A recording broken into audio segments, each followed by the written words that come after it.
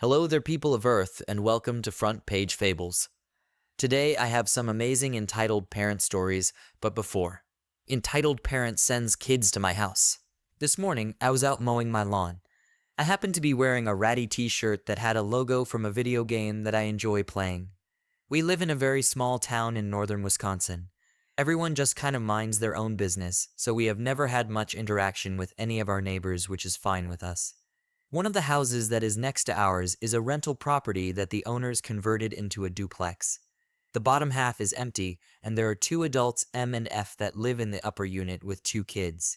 I have never spoken to the parents, as they have never made an attempt to even give the neighbor wave when we see the adults outside. However, this morning, the mom starts walking over towards me, so I stop the lawnmower and say good morning. She comments about how we have such a big house.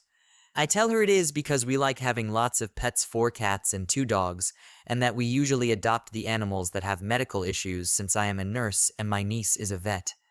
We make a little more chit-chat and go about finishing mowing the lawn. I go inside to do some other chores and I hear a knock on the door. I check the cameras and there are 2 kids standing at my door. I make it a policy that I do not interact with children that do not have a parent with them, especially because I am a gay man, and with the current political state, to me it is better safe than sorry. So I ignore the knocks and continue with my chores. A few minutes go by and the woman I spoke to earlier in the yard is standing there, so I open the door. She is upset that I ignored her children when they came over as they wanted to play with our pets. I told her that I would never allow children in my house that did not have a parent with them, and that our pets were not play toys for her children. So then she asked if they could play video games since I must be a gamer because of the shirt I had on. I reiterated that I would never allow children who do not have an adult with them in our home. She then starts going on about she needs some alone time because her boyfriend left her, and she is the only one on the lease because he has bad credit, and she cannot afford her rent, and she just needs some time to herself. I apologize that she is having a rough time, but that my husband and I would not be willing to entertain her children for her. She looked perplexed for a bit, and I was curious as to what confused her, and then she said something that made me lose it in a major way. She said, "Gross, why do fags have to be my neighbors?" I replied, "Look here, you nasty C#%T, you will never say that to me or my husband again. You need to leave right now." And I slammed the door in her face. She kept pounding on our door, screaming all kinds of slurs and obscenities. Because we have had some issues with kids destroying property, we have cameras all over the outside of our house, so I turned on the alarm on all of them. She got the message then and left. Like WT actual F. I have never been so glad to have cameras everywhere outside. On to our next one. Tales from my time living with entitled parents and their 2 babies. I recently made a post talking about how my uncle Kyle, his girlfriend Jessica, the entitled parents of my story, and their 2 babies moved into our house. They lived with us for 6 months.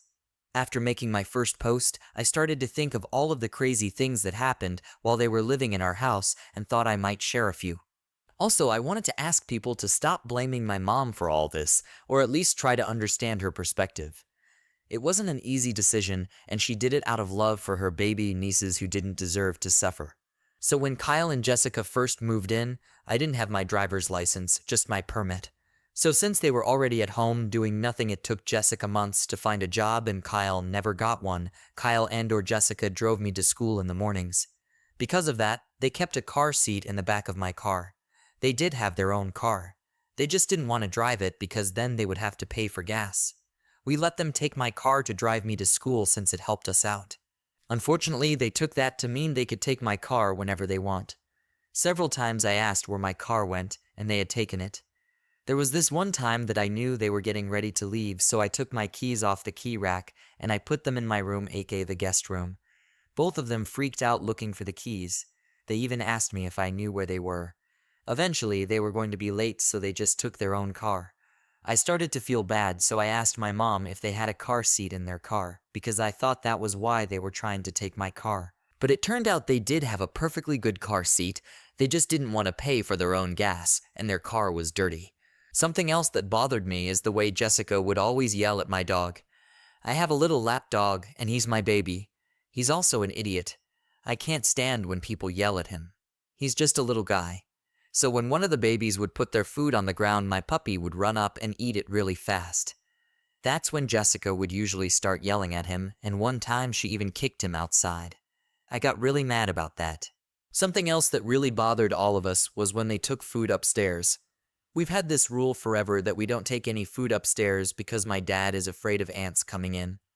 They knew this because my dad was always getting on them about it. One time Kyle was eating food and Jessica told him to go upstairs with her. When Kyle told her he was eating and couldn't take it upstairs, she said, "Who cares, just bring it." Me and my dad were both in the room and my dad got really angry. The food was a huge problem the whole time. When I eventually got my room back, I took out all the furniture and deep cleaned because it was nasty. I found a whole plate of spaghetti under the dresser. You couldn't walk in without stepping in crumbs. They also stole my Netflix Hulu profile. They didn't even make their own, they stole mine, like what's even the point of that? Anyways, there's a couple stories from living with Kyle and Jessica. I swear something different happened every week, so I have no shortage of stories lol. Entitled parents tell me to F off in my own yard. Enjoy your free shower. Long-time lurker, first-time poster. Please forgive any formatting mistakes since I am on mobile. A few years ago, I lived in a house that was a block away from a public park. It was a very large park, and I noticed 2 soccer games occurring when I left one Saturday to go to the grocery store. When I returned home about 45 minutes later, I noticed there was a truck parked beside my property.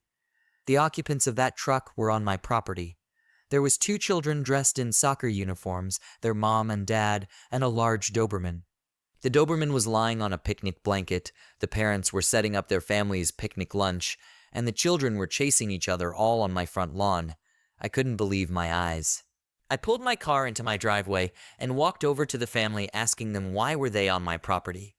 The entitled mother then snarked at me, "What does it look like? We are eating lunch." I asked why are they not eating in the public park that is a block away, and she responded, "It's more peaceful here." In complete shock, I then said, "This is private property and you all need to leave now." The mother's response was, "Go $% hash yourself, you little b and $hash." I was furious. I pay the mortgage, I do all the lawn work, and you think it's okay to trespass and tell me where to go on my own property.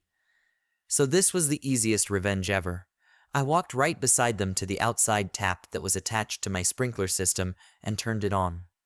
The family started screaming and grabbed all their stuff as they ran to their truck.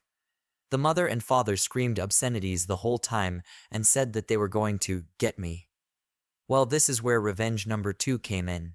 I downloaded my security camera footage, which showed their license plate, and brought it to my next door neighbor who just happened to be a police officer who working that day. The parents were charged with trespassing, and I had a smile on my face for the rest of the day. Karen of the Infinite IKEA SCP-3008. My mom has always been a Karen. Let me list some past incidents from my childhood. Ones I can remember at least. She once argued with a cashier about her coupons when they were expired. Then she once argued with on the phone to fix her computer, but she won't listen to them. She also thinks she knows better than my teachers and blamed them for my bad grades. She even ignored the doctor's orders when she had the flu and walked around sick. She hadn't tried to steal people's stuff, claiming it was hers. She's at least smart enough to know security cameras were rolling. Her behavior got her banned to so many places. She also thinks she can control what I do. I was 18 at the time, and she demanded I drive her to IKEA. I had a lot of homework, but as usual she just yelled at me to do as she said or I'm grounded. Well, here we were at IKEA. Now, the first thing I noticed is that it was empty. We did not see anyone when we came in, and it was like 2 p.m. on the weekend. There should be people shopping. Anyway, I grabbed a cart and we went looking for things she wanted. Just some things to spruce up our home. Our neighbor got a new cabinet and my mom wanted the same thing. I just knew I was going to be forced to assemble it for her. She has no patience for instructions. We walked around looking for the item and my mom was getting frustrated. So she said we needed to find a staff member and we found one. However, something seemed off about him. You know, the typical IKEA worker wears a yellow shirt with blue vertical stripes and blue pants, right? Okay, that was normal. What was not normal was that he was bald and his arms were scrawny while he had a huge frame. He was also a bit over 6 feet. He had his back to us, not doing anything. "Excuse me," my mom screeched. The worker ignored her. She hates being ignored. I said, "Excuse me. Look at me when I'm talking to you." She grabbed his arm and spun him around. I gasped. He had no face. It was just blank. I think my mom suddenly realized how touching him was a bad idea and backed away. "WH is this? Take off that stupid mask. This is unprofessional." Yeah, she complains about everything she doesn't like. This IKEA worker just looked at us with its blank face. I took my mom's arm and pulled her away before she started her usual behavior. "Let's just get out of here," I urged. "But we need to get that cabinet," she insisted. "I don't think they have it here. Now, come on." She reluctantly followed me, and we headed for the exit, or at least we tried to. This IKEA was like a maze, and we got lost. Unfortunately, neither of us could find our way to the exit. Not even the map helped. We walked for hours, and my mom hated it. "Where's the exit?" "I don't know. Just find it." "I'm trying." "Don't take that tone with me or you're grounded." I rolled my eyes. She always did that to win an argument. I checked the time. It was almost closing time. We ran into one of those faceless workers, but this one spoke to us. "Excuse me, sir. The store will be closing soon. Please find the nearest exit and have a good day." "Then tell us where the exit is," she screamed. "Mom, no." But she wouldn't listen. "Where's the exit?" "Excuse me, sir. The store will be closing soon. Please find the nearest exit and have a good day." That turned out to be the wrong thing to say as she smacked it with her purse. When she tried again, it caught her hand and snapped her wrist. My mom screamed and dropped her purse. "Mom." "Excuse me, sir. The store will be closing soon. Please find the nearest exit and have a good day." The worker thing advanced, so I grabbed my mom by her good hand and ran away. We managed to lose it when we found the bedroom department and sat down to rest. My mom was cradling her hand. That thing broke her wrist. What is going on?" she demanded. "I'll call for help," I told her and dialed 911, but there was no signal. "There's no signal." 3 days later. 3 days had passed since we were stuck in this IKEA hell. I found some fabric to wrap her wrist in a bandage. It had gotten pretty swollen. We spent the days trying to find a way out and avoiding those worker things. They seemed more active after closing time as they hunted us down. They always repeated the same line. "Excuse me, sir. The store will be closing soon. Please find the nearest exit and have a good day." There was no shortage of food. We found the food court, and it was always full of food so we won't starve. Our phones are dead, and we did not bring our chargers. We didn't think we would get stuck in an IKEA. I'm starting to think there is no getting out.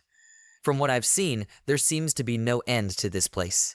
My mom hasn't displayed her usual Karen attitude. Yesterday, she got so mad she yelled at me, throwing insults at me.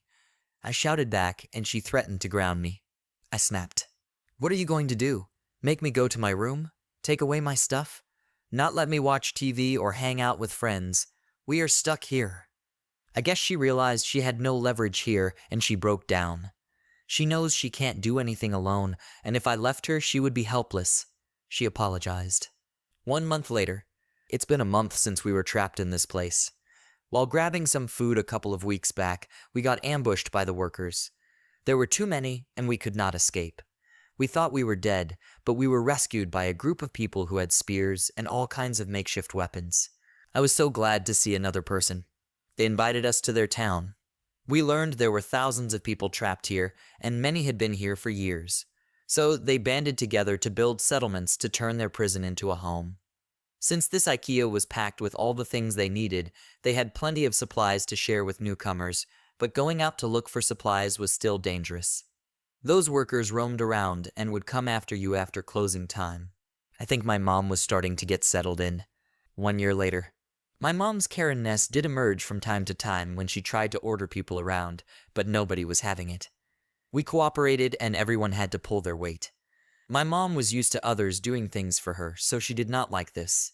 However, she was also told that if she did not like how the town was run, she could leave and fend for herself. Being older did not entitle her to any respect. Her actions did. That immediately shut her up. She could not complain to a manager or threaten him with the police. I worked with a few others to try and map out this place. As unbelievable as it sounded, it seemed to be expanding as we kept finding new rooms. We made sure to not wander too far or go anywhere alone. At night, I helped defend the town from the staff who kept saying the same line to get us to leave. They attacked us violently, but we made sure to take them down with our makeshift weapons. Their bodies piled up in front of our barricade. We disposed of them every night so they would not attract more of them. 2 years later, my mom was killed by a worker. It was a big one, and it managed to break through the barricade, letting many of the workers in as they attacked. One of them knocked me down and was going to kill me, but my mom threw her purse at it. She still kept it after all this time. She began her usual verbal tirade against retail workers, hurling abuse at it as it stalked towards her. I told her to run, but it was too late as it grabbed her and snapped her neck. We were forced to evacuate the town to try and find a new place to rebuild. Once we were settled at a new location, we held a memorial for everyone that died.